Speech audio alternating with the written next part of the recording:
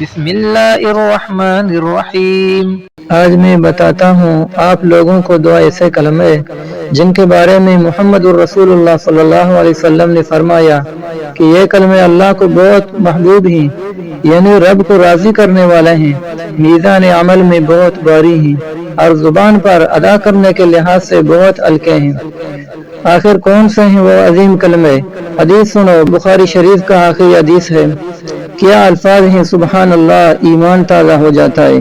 ذرا الفاظ کی خوبصورتی تو سنو، جیسے ترنم کی بحر رواں ہے۔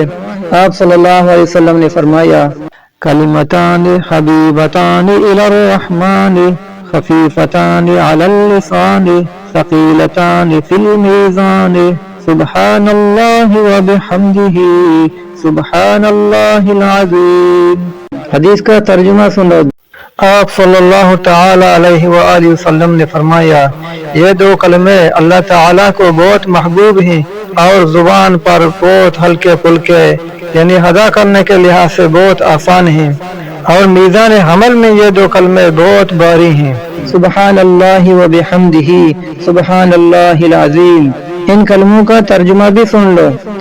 سبحان اللہ وبحمدہ، پاک ہے اللہ اپنی تعریف کے ساتھ۔ سبحان اللہ العظیم، پاک ہے اللہ بہت عظمت والا۔